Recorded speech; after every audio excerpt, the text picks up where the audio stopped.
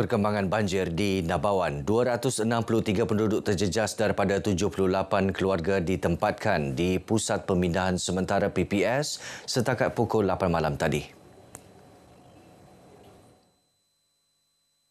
Berdasarkan infografik Sekretariat Jawatankuasa Pengurusan Bencana Negeri, kesemua penduduk ditempatkan di 4 PPS.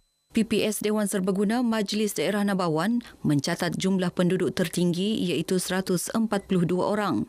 Manakala 63 penduduk berada di PPS Dewan Kampung Bahagia dan 58 penduduk di PPS Balai Budaya Kampung Sarikan. Sementara 15 keluarga berlindung di PPS Balai Budaya Kabangawong. Banjir kali ini menjejaskan 14 kampung. Banjir kilat yang berlaku semalam di daerah Nabawan antara yang terburuk berlaku sejak 50 tahun lalu. Bantuan segera seperti bakul makanan termasuk bekalan air bersih dan air minuman akan diagihkan menerusi Jawatankuasa Pengurusan Bencana Daerah JPBD Nabawan kepada penduduk terjejas banjir. Dan kita dapati bahawa punca banjir ini satu ialah aliran sungai itu melimpah kawasan-kawasan yang tertentu itu, dan juga ada beberapa kampung yang terputus akibat jambatan yang sepatutnya dikena upgrade jambatan ini, dan setakat ini kita masih menunggu. Tapi walau bagaimanapun dalam keadaan yang ada sekarang ini kita akan terus siap siaga. Datuk Abdul Ghani ditemui media selepas meninjau keadaan banjir di Nabawan.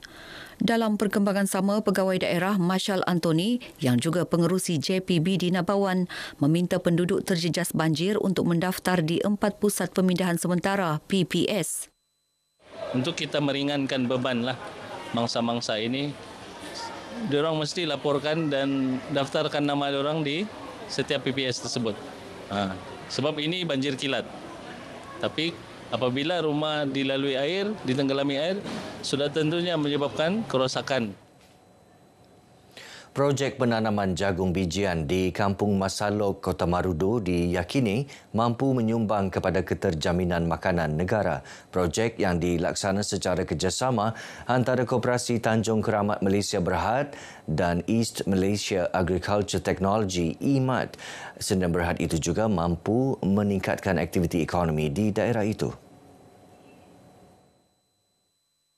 Mereka memulahkan perniagaan ataupun memulahkan penanaman ini pada keluasan 150 ekar, tetapi dalam jangka masa panjang sehingga 2030 seluas 5,000 ekar sasaran penanaman jagung bijian, dan keseluruhan projek ini melibatkan pelaburan bernilai 25 juta ringgit.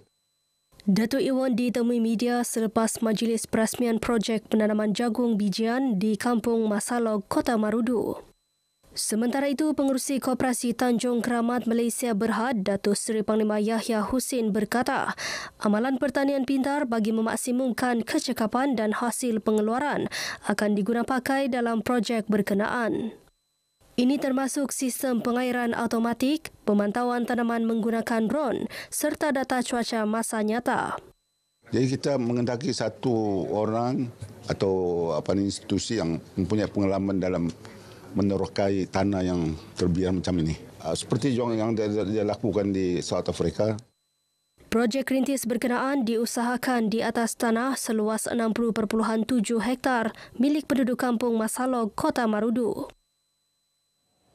Pemilihan Sabah sebagai lokasi penggambaran dan penerbitan konsert kumpulan artis luar negara mampu mempromosikan destinasi pelancongan Sabah ke peringkat antarabangsa.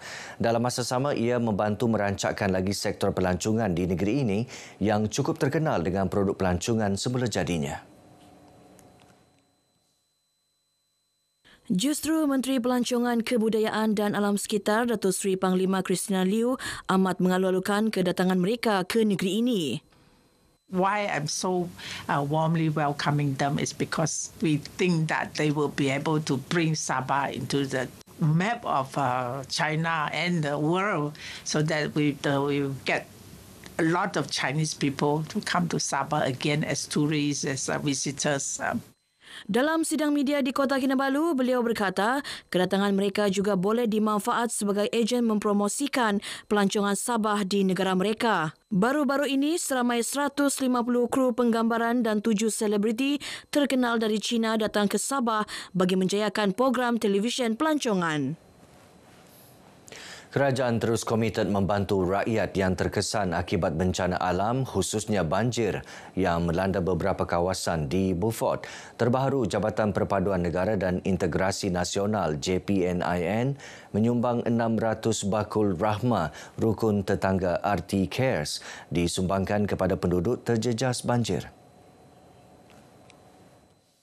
Ini adalah merupakan satu inisiatif di bawah Kerajaan Madani, di bawah Kementerian Perpaduan untuk kita memberi bantuan kepada masa-masa banjir.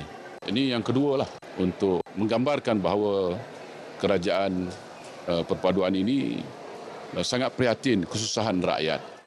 Datuk Cik Roslan ditemui RTM selepas menyempurnakan Majlis Penyampaian Bantuan Banjir di Beaufort. Sementara itu, Ahli Parlimen Beaufort, Datuk Siti Aminah Aching, turut merakamkan penghargaan atas keprihatinan pihak kerajaan yang turun padang meninjau sendiri keadaan rakyat. Kami rakyat Beaufort, Datuk, sangat berterima kasih di atas keprihatinan ini, di mana sebelum ini kita memang menghadapi banjir yang sangat dalam baru-baru ini, iaitu melibatkan semua kampung. Rakyat negara ini digalak mengutamakan percutian dalam negara sebelum melancong ke luar negara. Pengurusi Penganjur Persatuan Ejen-Ejen Pelancongan dan Pengembaraan Malaysia, Mata Fair 2025, Rocky Ko berkata, ia sekaligus membantu matlamat kerajaan menjayakan kempen Tahun Melawat Malaysia 2026, TMM 2026. Jelas Rocky, objektif utama Mata bukan sekadar mempromosikan Malaysia ke pasaran antarabangsa, malah mengekalkan aliran perbelanjaan pelancongan dalam negara. Sehubungan itu, pihaknya akan bekerjasama erat dengan Tourism Malaysia dan Lembaga Pelancongan Sabah STB untuk memperkukuh pelancongan domestik. The most important thing is the Malaysian, before travel abroad, travel domestically dulu. This is one of the main purpose that the government don't want the money outflow to overseas. Kita spend it domestically. Beliau bercakap dalam sidang media Mata Fair Sabah 2025 di Kota Kinabalu. Mata telah dilantik secara rasmi sebagai rakan strategik utama bagi menyokong pelaksanaan kempen Tahun Melawat Malaysia 2026 termasuk di peringkat persekutuan dan negeri.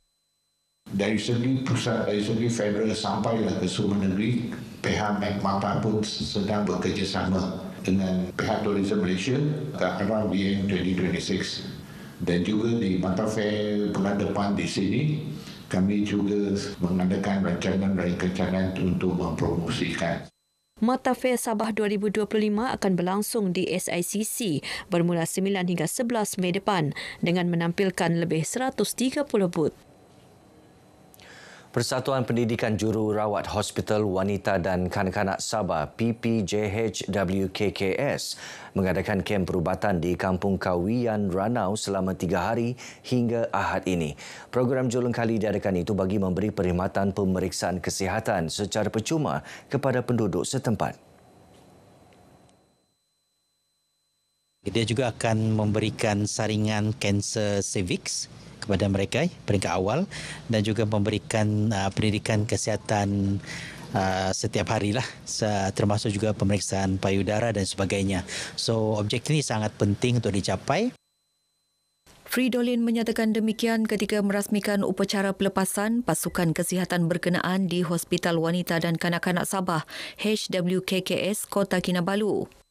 Sementara itu, pengerusi PPJ HWKKS Anita Abdul Malik memaklumkan Kampung Kawian dipilih sebagai lokasi program berikutan kesukaran penduduk untuk mendapatkan rawatan. Kalau kita tengok muka bumi dia memang terlalu jauh, dia tidak ada elektrik, tidak ada laporan internet, tidak ada air, tidak ada jalan raya yang tidak berturap, memang tanah merah. Disebabkan penduduk kampung itu jauh untuk mendapat rawatan perubatan yang biasa. Justru itu kami memilih kampung ni lah. Seramai 39 kaki tangan terdiri doktor pakar dan jururawat menyertai kem tersebut. Baik, paparan itu mengakhiri Berita Pagi Sabah kali ini. Menyusul selepas ini Berita Pagi Sarawak bersama-sama Lydia Yusrina di Kuching. Dari sungai hingga segara Palestin, pasti merdeka.